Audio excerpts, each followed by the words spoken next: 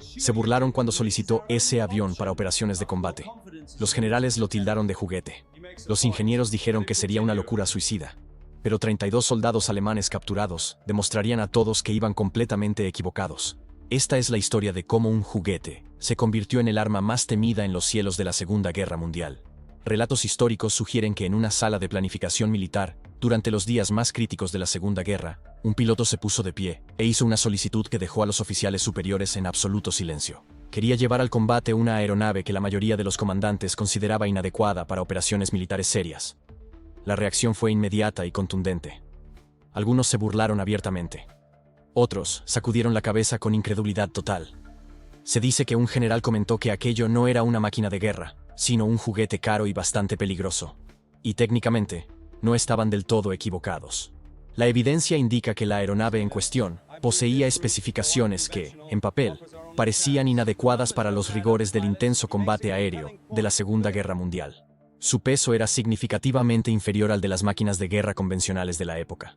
Su estructura, aunque ingeniosa, no llevaba el blindaje pesado que protegía a los cazas tradicionales. Sus sistemas de armamento, comparados con los bombarderos y cazas convencionales, parecían insuficientes para enfrentarse a las formaciones alemanas bien organizadas y fuertemente armadas. Pero había algo que los números no lograban capturar. Algo que las especificaciones técnicas no revelaban. Algo que la rígida doctrina militar simplemente no podía comprender. La aeronave era extraordinariamente ágil, increíblemente sensible, capaz de maniobras que harían que un caza convencional se desintegrara en el aire. Y en las manos adecuadas, esas características que parecían debilidades podían transformarse en ventajas tácticas devastadoras. Pero reconocer ese potencial exigía algo que pocos oficiales poseían: la capacidad de pensar más allá de los manuales, de ver más allá de la doctrina, de imaginar más allá de lo convencional. La mayoría de los comandantes militares de la época operaba dentro de un marco completamente rígido. Décadas de desarrollo bélico habían establecido estándares muy claros sobre lo que constituía una aeronave de combate eficaz. Peso, blindaje, potencia de fuego, alcance. Esos eran los criterios. Punto. Cualquier máquina que no cumpliera con estos parámetros era descartada de inmediato como inadecuada. Era una lógica que funcionaba perfectamente en la mayoría de las situaciones, pero también era una lógica que dejaba completamente ciego a los militares ante innovaciones verdaderamente disruptivas. Y la doctrina militar de la Segunda Guerra Mundial era extraordinariamente conservadora. Cada táctica, cada procedimiento, cada protocolo había sido probado bajo fuego, refinado a través de sangre y sacrificio. Cambiar esa doctrina no solo era difícil, era prácticamente imposible desde el punto de vista psicológico para la mayoría de los comandantes. Porque aceptar que una aeronave no convencional pudiera ser eficaz significaba reconocer que décadas de experiencia militar podrían estar incompletas, que los manuales podrían andar errados, que tal vez existían formas completamente nuevas de ganar batallas que ellos simplemente jamás habían considerado. Así que rechazaron la idea. No con un análisis serio, sino con desprecio instantáneo. No con consideración táctica, sino con mofas descaradas. La aeronave fue catalogada simplemente como un juguete, y el piloto que la defendía fue considerado como, en el mejor de los casos, un soñador ingenuo, o en el peor, un loco peligroso que podría poner vidas en riesgo con sus fantasías completamente descabelladas. Pero hubo figuras de autoridad que llegaron aún más lejos en su rechazo. Los relatos sugieren que algunos oficiales superiores vieron la solicitud como evidencia clara de falta de criterio profesional, como si proponer siquiera el uso de esa aeronave fuera una ofensa directa al proceso militar establecido. La presión para rendirse y abandonar la idea era aplastante.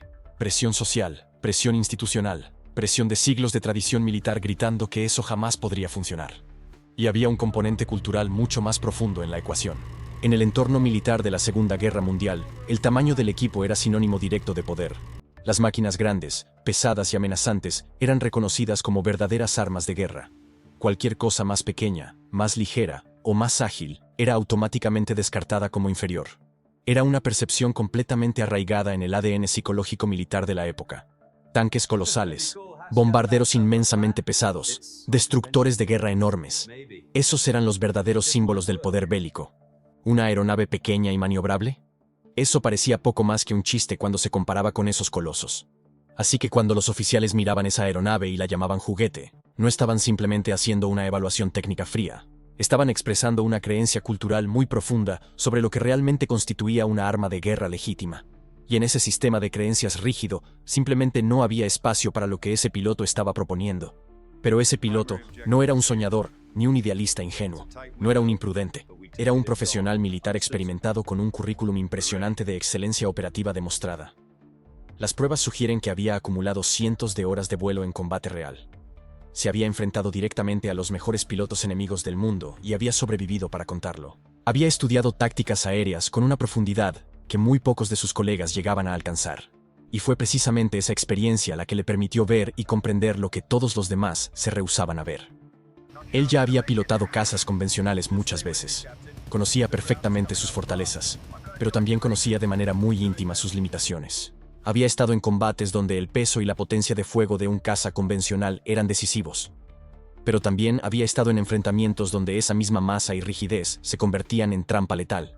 Situaciones donde la agilidad vencía al blindaje, donde la capacidad de respuesta derrotaba a la potencia bruta, donde poder girar, atacar y subir más rápido que el enemigo significaba la diferencia entre volver a casa vivo o terminar en el suelo. Y también había pilotado esa aeronave poco ortodoxa. No en combate real, aún no, sino en pruebas controladas, en vuelos de entrenamiento intenso, en simulaciones sumamente rigurosas. Y lo que experimentó lo dejó completamente sorprendido. La máquina respondía a los comandos con una precisión que jamás había sentido en ningún caza convencional. Podía ejecutar maniobras que dejarían a cualquier piloto enemigo completamente desorientado. Podía entrar y salir de enfrentamientos aéreos con una rapidez que transformaba completamente toda la dinámica del combate en el aire. Y en ese momento, Exacto lo entendió todo. Esta aeronave no era para nada inferior. Era simplemente diferente. Y en ciertos escenarios tácticos específicos, esa diferencia no era una debilidad, sino una ventaja absolutamente decisiva. Pero comprender esta verdad y lograr que toda una institución militar la aceptara, eran dos cosas completamente distintas. Necesitaba mucho más que teorías bonitas. Necesitaba hechos concretos. Necesitaba demostrar, sin lugar a dudas, que aquella máquina a la que todos tachaban de juguete, podía hacer cosas que ninguna aeronave convencional jamás conseguiría. Así que tomó una decisión que no solo definiría su carrera, sino que potencialmente podría cambiar el rumbo entero de las operaciones militares. Decidió aferrarse a esa opción que todos habían descartado. Insistiría, sin importar la resistencia institucional masiva, sin importar el escepticismo total, sin importar todas las probabilidades en su contra, en llevar esa aeronave al combate real. Y demostrar de una buena vez que los generales estaban completamente errados. Era una apuesta extraordinariamente riesguda. Si fallaba, si la aeronave demostraba ser inadecuada en combate real, no solo estaría poniendo su propia vida en peligro mortal, sino que además validaría a todos los escépticos. Sería recordado como el loco que pasó por alto décadas de sabiduría militar e intentó algo temerario. Su carrera acabaría en total desgracia. Y peor aún, sería munición para que los comandantes más conservadores rechazaran cualquier innovación futura sin siquiera considerarla. Pero si lograba el éxito, si conseguía demostrar que aquella aeronave que todos tachaban de inadecuada, podía ejecutar misiones que los cazas convencionales simplemente no podían hacer, entonces, no solo validaría completamente su visión, sino que potencialmente revolucionaría la forma en que toda la Fuerza Aérea pensaba sobre las tácticas de combate.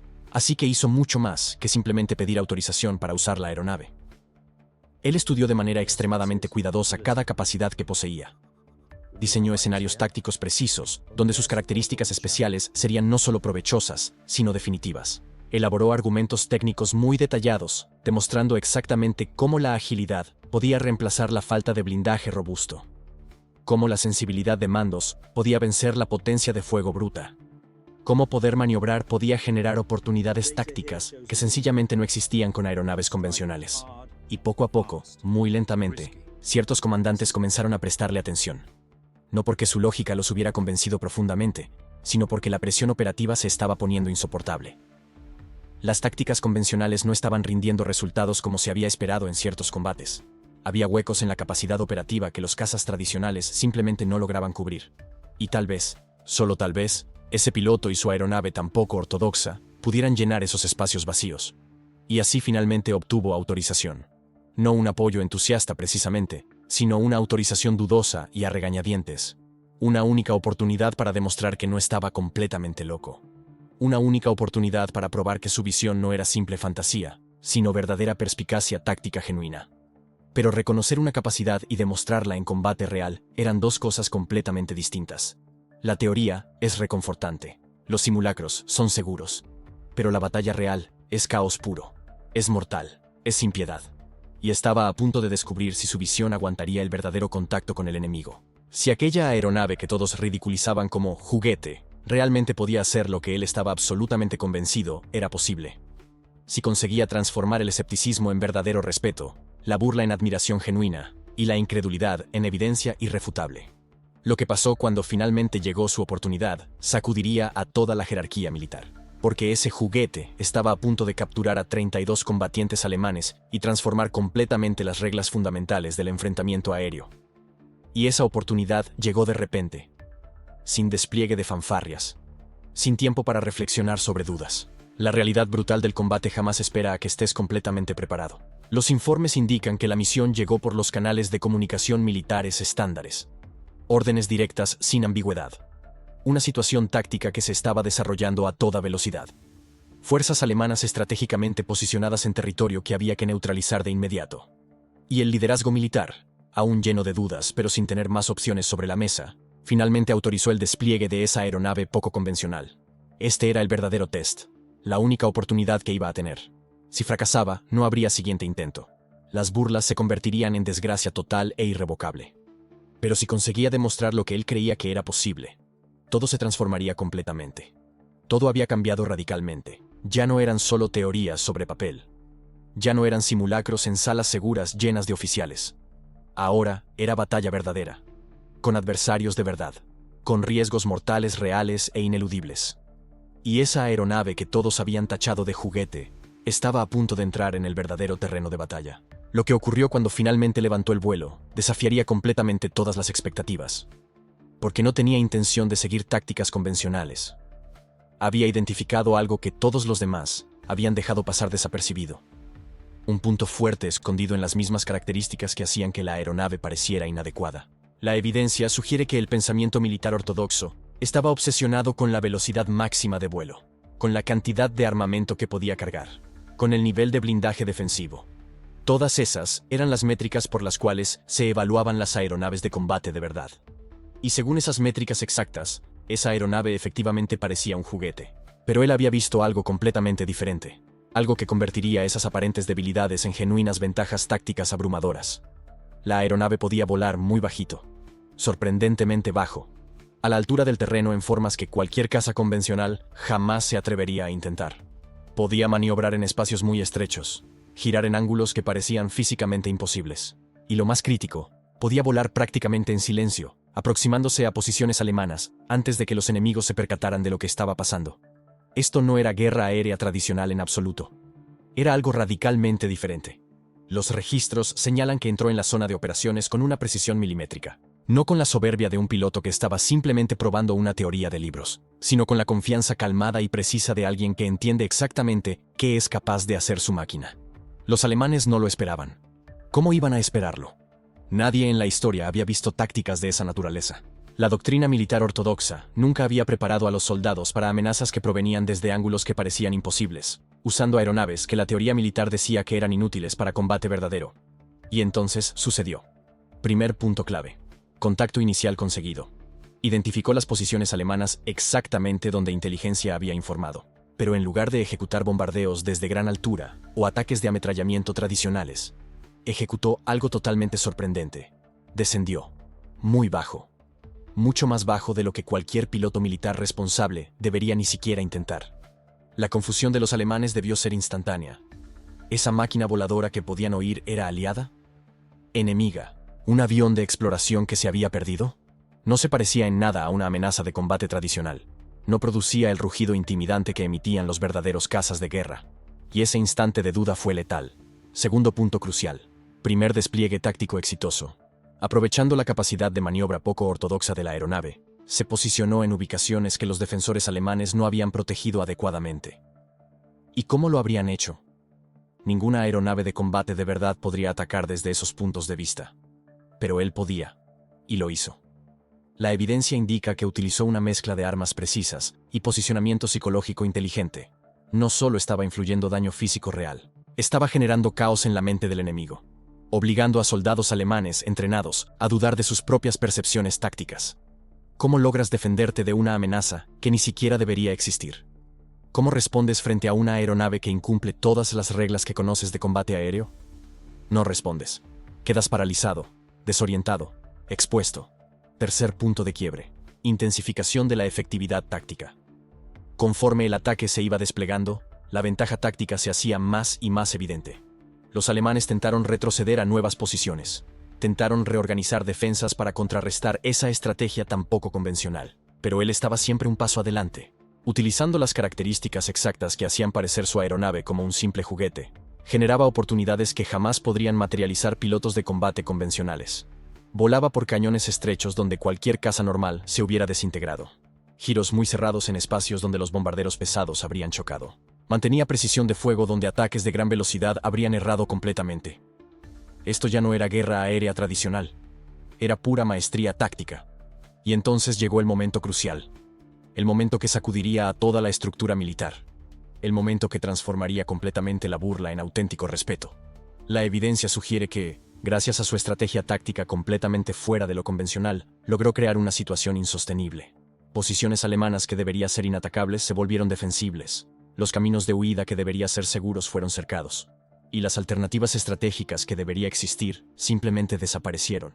Consiguió utilizar ese juguete para rodear completamente a 32 combatientes alemanes. 32. No mediante potencia bruta. No mediante superioridad convencional de armas, sino mediante pura innovación estratégica. Utilizando una aeronave que todos habían descartado para generar una oportunidad que ninguno creía que fuera posible. Los reportes indican que los combatientes alemanes entendieron la futilidad de su posición, rodeados completamente, cortados de refuerzos, enfrentando un peligro que provenía desde ángulos que sus fortificaciones jamás fueron diseñadas para enfrentar. Y pilotada por un profesional que sabía claramente su oficio de una manera que superaba enormemente su capacidad de resistencia. Se rindieron. Todos 32. Ese fue el punto de quiebre total. El momento de la validación completa. Esa aeronave que los responsables de recursos habían denominado juguete. Que los estrategas militares habían mofado como inadecuada. Que toda la doctrina militar ortodoxa había rechazado por considerarla poco seria. Acababa de capturar 32 soldados alemanes completamente entrenados. Tómenlo en cuenta, 32 prisioneros de guerra, capturados no por tropas de infantería terrestre, no por tanques de guerra armados, no por formaciones de bombarderos tradicionales, sino por una sola aeronave manejada por alguien que había comprendido lo que todos los demás se rehusaban a ver. Los alemanes lo habían denominado juguete en el primer momento que lo vieron. Ahora estaban asimilando una realidad muy diferente. No se trataba de una aeronave juguete de verdad. Era un arma terrorífica. Algo que quebrantaba todas sus premisas tácticas y tornaba sus defensas completamente inútiles. El efecto inmediato en el terreno fue tremendo. Los canales de radio colapsaron de actividad. Los reportes se transmitieron por las jerarquías militares. Los comandantes que habían observado el operativo no lograban asimilar lo que acababan de presenciar. Un avión. Un único piloto. 32 enemigos hechos prisioneros. Empleando estrategias que transformaban completamente las reglas básicas del combate aéreo. La supremacía táctica no dependía de poseer el equipamiento más fuerte. Dependía de saber usar cualquier equipo disponible de maneras que tus adversarios ni pudieran predecir ni pudieran contrarrestar. Y acababa de suministrar una evidencia absolutamente incontestable de ese concepto. La incredulidad que había tolerado durante semanas, posiblemente meses, se disipó en instantes. ¿Cómo discutes resultados? ¿Cómo burlas una innovación que acaba de lograr lo que parecía imposible? No podías. Y ellos tampoco lo hicieron. Pero el hecho de capturar 32 combatientes alemanes era apenas el principio. Porque esa demostración de pensamiento táctico innovador no permanecería como un incidente aislado. La información sobre esa acción imposible se expandiría. Por todos los comandos militares. Por los canales de inteligencia. Por toda la jerarquía de toma de decisiones tácticas. Y lo que pasó posteriormente transformaría para siempre la doctrina militar. Ese juguete acababa de reescribir completamente las reglas del combate aéreo. Y toda la burocracia militar que había mofado su perspectiva estaba a punto de confrontar una verdad incómoda. Habían andado errados. Totalmente. De forma fundamental. De un modo inexcusable. Esa aeronave que habían calificado de inadecuada se había transformado en uno de los bienes tácticos más estratégicamente valiosos del teatro operativo. Y ese piloto que habían desechado se había convertido en algo de mucha mayor importancia. Un genio táctico cuya estrategia iba a tener impacto en el pensamiento militar en dimensiones que ni siquiera alcanzaban a imaginar plenamente. La información llegó al comando central en pocas horas. No por canales oficiales burocráticos y lentos, sino mediante el tipo de comunicación que solo generan eventos verdaderamente extraordinarios. Oficiales en terreno agarrando radios de emergencia, observadores directos narrando situaciones en tono de urgencia, mensajes escalándose por la cadena jerárquica con velocidad que desafiaba los protocolos administrativos tradicionales. 32 combatientes alemanes. Hechos prisioneros por una aeronave que casi todos los oficiales de alto rango habían categorizado como inadecuada para guerra verdadera. Los reportes indican que la respuesta inicial fue shock y desorientación total. Generales militares que habían desechado esa aeronave como un juguete, ahora recibían información de campo validando que había realizado algo que ningún caza tradicional logró conseguir jamás. Ciertos comandantes cuestionaron si las cifras eran precisas. Otros solicitaron múltiples comprobaciones de los detalles del operativo, como si datos adicionales pudieran de alguna forma conciliar lo sucedido con sus creencias establecidas. Pero toda información fue corroborada. Los prisioneros existían de verdad. El logro táctico era indiscutible, y paulatinamente, muy lentamente, la incredulidad fue transformándose en algo distinto. Reconocimiento. Los mismos oficiales que se habían reído de la solicitud original, ahora pedían informes técnicos completos. Querían entender cada detalle de cómo se ejecutó esa misión. Necesitaban comprender las tácticas empleadas, los ángulos de aproximación, los patrones de maniobra, la psicología detrás de la confusión enemiga. Porque si ese piloto había descubierto una ventaja táctica genuina, entonces no explotarla sería negligencia militar criminal. Y la presión operativa era demasiado intensa para dejar que el orgullo interfiriera en el potencial de victoria.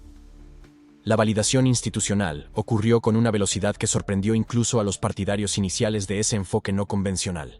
En cuestión de semanas, la evidencia sugiere que otras unidades militares recibieron autorización para probar tácticas similares. No idénticas, las tácticas precisas varían según el contexto operativo, pero fundamentadas en el mismo principio revolucionario que él había probado. La agilidad supera a la fuerza bruta cuando se aplica con precisión táctica. La maniobrabilidad crea oportunidades que la potencia de fuego convencional no puede explotar. El pensamiento no convencional derrota a la doctrina rígida cuando la situación lo permite. Pilotos que previamente habían sido entrenados solo en tácticas aéreas convencionales, ahora pasaban por instrucción específica sobre cómo explotar características que la sabiduría militar tradicional consideraba desventajas. El peso ligero no era debilidad, era capacidad de maniobra. El blindaje mínimo no era vulnerabilidad, era velocidad de respuesta. Los sistemas de armamento más pequeños no eran inadecuación, eran precisión contra objetivos que el armamento pesado fallaría.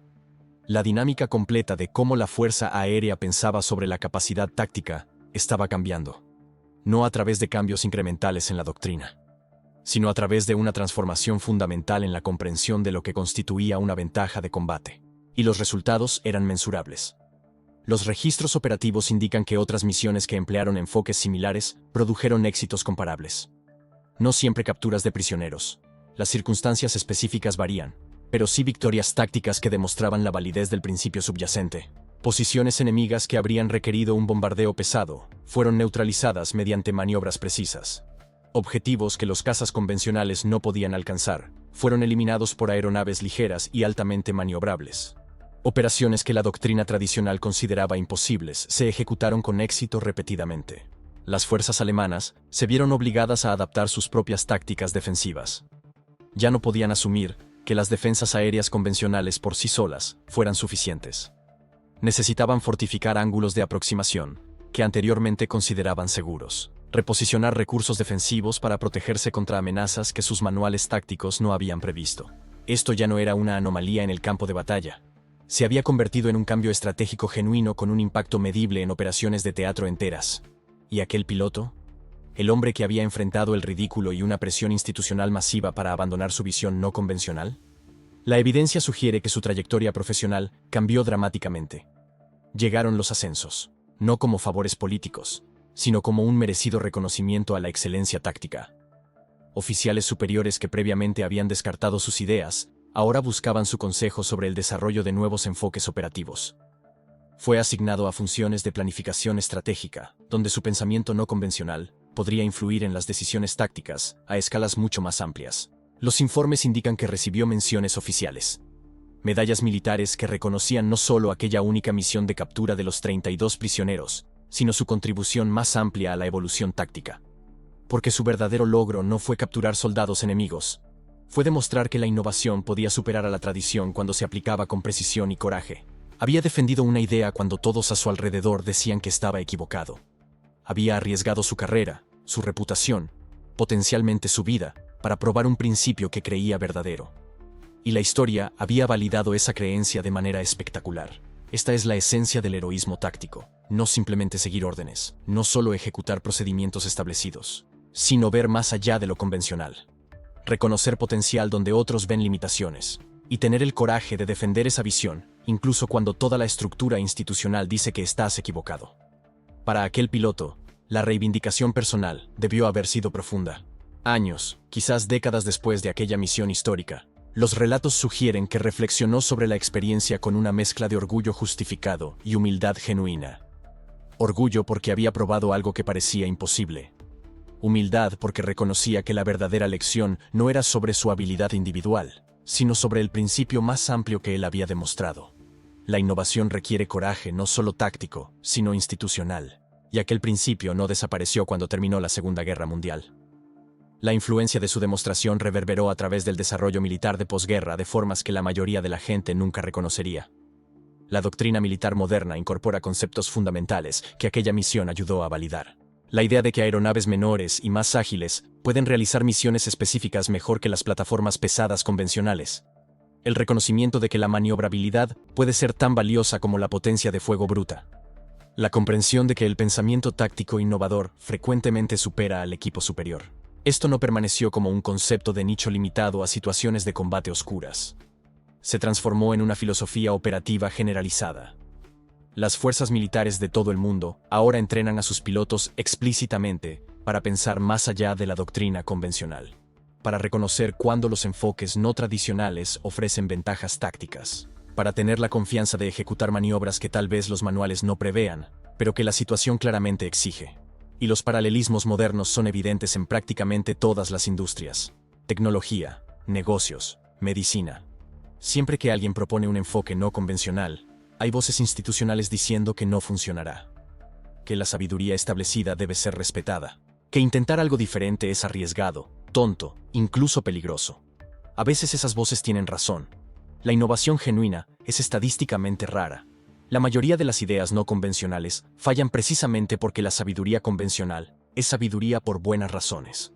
Pero a veces, solo a veces, alguien ve algo que todos los demás se perdieron. Reconoce potencial en lugares donde otros ven solo limitaciones, y tiene el coraje de perseguir esa visión, a pesar del escepticismo institucional abrumador. Aquel piloto hizo exactamente eso. En una sala de planificación militar durante la Segunda Guerra Mundial, defendió una aeronave que todos llamaban juguete. Enfrentó el ridículo, soportó una presión masiva para conformarse, y entonces probó, de manera espectacular e incontestable, que tenía toda la razón. Esta es la razón por la cual contamos estas historias, no solo para celebrar victorias militares, sino para recordar que la innovación genuina siempre enfrenta resistencia, que pensar diferente siempre provoca escepticismo, y que a veces, la persona que todos consideran loca es la única que realmente entiende lo que es posible. Ese juguete capturó a 32 soldados alemanes. Cambió la doctrina táctica militar. Influyó en el desarrollo de la aviación de combate durante décadas. Y demostró una verdad fundamental que trasciende los contextos militares. La próxima vez que alguien tache tu idea de imposible, recuerda la aeronave a la que llamaron juguete. Recuerda al piloto que defendió su visión frente a la burla institucional. Recuerda a los 32 prisioneros que demostraron que todos los escépticos se equivocaban. Porque la genialidad táctica a menudo parece locura hasta que llegan los resultados. Y cuando llegan, no solo cambian batallas individuales, reescriben por completo las reglas de enfrentamiento. Lo llamaron juguete. La historia lo llamó genialidad.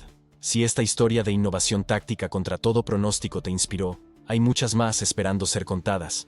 Héroes no convencionales que cambiaron la historia con el valor de pensar diferente. Tácticas que desafiaron la doctrina y ganaron batallas que parecían imposibles. Momentos donde una sola persona con visión transformó el curso de conflictos enteros. Suscríbete para no perderte el próximo capítulo de este viaje por las innovaciones militares más extraordinarias de la historia. Porque cuando entiendes cómo ciertos individuos cambiaron guerras mediante el pensamiento no convencional, comienzas a ver posibilidades en tu propia vida que otros dicen ser imposibles.